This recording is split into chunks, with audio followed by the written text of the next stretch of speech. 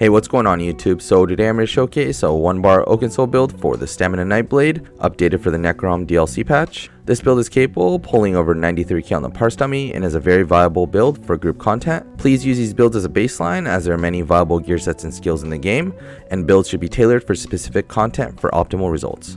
So starting off in the character sheet, I have 64 points in a stamina, and as per usual, I'm running the Thief Mundus. For the race, we're a Dark Elf. I think Dark Elves have some of the best passives for stamina DPS. For the food, we have 3 main options. So the first one's going to be RTM Takeaway Broth. This is actually really expensive, but it gives us health, max stam, and stamina recovery. A cheaper and almost as good alternative would be Dubious Cameron Throne. This is going to give us stam recovery, health, and max stam. And lastly, if you're parsing or just flat out need more sustain and don't need to worry about the health, you can always run Lava Food Soup and Salt Rice. For the potions, because we don't need a source of major brutality or major savagery because of the Oakensoul Ring, we can swap to just using Tri-Stat potions, or just trash Essence of Stamina potions would work just fine as well. So for CP, for the blue tree, we're going to be running Exploiter, Master at Arms, Deadly Aim, and Wrathful Strikes. Feel free to swap out Exploiter for crit damage CP, especially in content if you need more crit damage, or just purely don't have access to off balance. For the red tree, we're just running Bloody Renewal, Rejuvenation, Fortified, and Balanced Vitality. As with all red trees, it is very situational, so feel free to run whatever you feel like. So for the gear, I have 2 different setups. It's just basically going to be a difference between running Reliquin versus Venomous Smite. Reliquin is really good in terms of just pure single target DPS, but it does require you to keep up stacks and offers no AoE. On the other hand, Venomous is going to hit a little bit lower, but you're going to get more AoE, and it does not require stacks. So for the basic parsing setup, I have Pillar Nirn Daggers, Nirn Hone with the flame damage enchant in the main hand, charged and poison damage enchant on the offhand. For the head slot, we have 1-piece Slime Crawl. This is light divines with max stam enchant. For 5 pieces of the body, we're running Reliquin, all trading divines with max stam enchants. And for the leg slot, we're running Pillar Nirn Guards. This is divines with a max stam enchant. And for the jewelry, 2 pieces of Pillar Nirn to finish off our 5-piece, both in Bloodthirsty with weapon and spell damage enchants. And lastly, Oakensoul Ring. This is Bloodthirsty with a weapon and spell damage enchant as well. So for the skills, we're going to be running Merciless Resolve.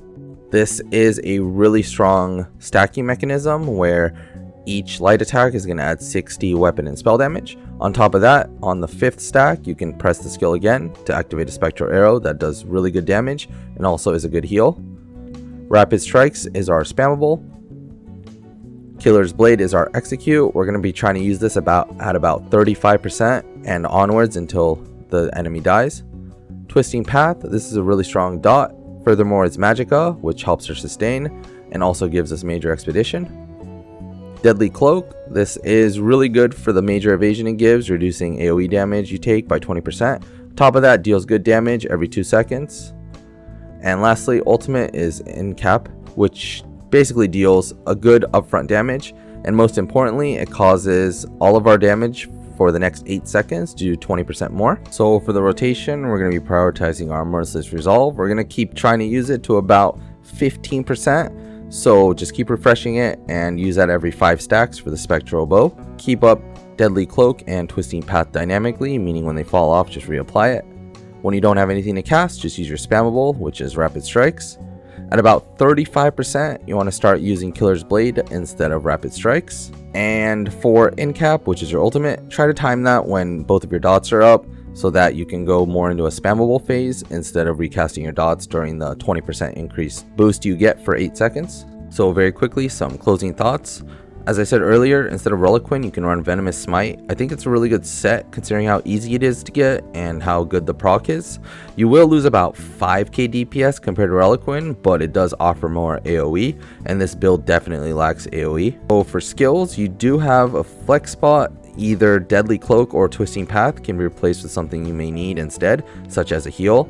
Vigor is a really good option for a quick burst heal. As far as Spectral Bow or Merciless Resolve is concerned, you can take it off if you don't feel comfortable with the light attacks. You can just replace it with another dot or whatever skill you may need depending on the situation. And one last thing, if you need more cleave, you can always drop Rapid Strikes for something like Silver Shards, which will cleave. It does a little bit less single target damage, but it does give you the Fighter's Yield passive as well, which will increase your weapon and spell damage, meaning that you're not going to lose too much damage and you're going to get a good cleave spammable. And as far as gear sets are concerned, I definitely recommend running Venomous for most situations over Reliquin. It is a lot easier to access as well, considering it's overland. Some other alternatives you can run: Core Riptide is a really good set if you can control your stamina. Berserking Warrior is still pretty good. It is in heavy armor, so you'd have to run it weapons and jewelry. Zovgin is okay, but the minor force is actually on the Oakensoul, which makes it a little bit pointless, but it does offer some good stats as well. Back Alley Gourmand or Order's Wrath are also very good alternatives. Sororia and Whirl, both light armor sets, also are good alternatives, but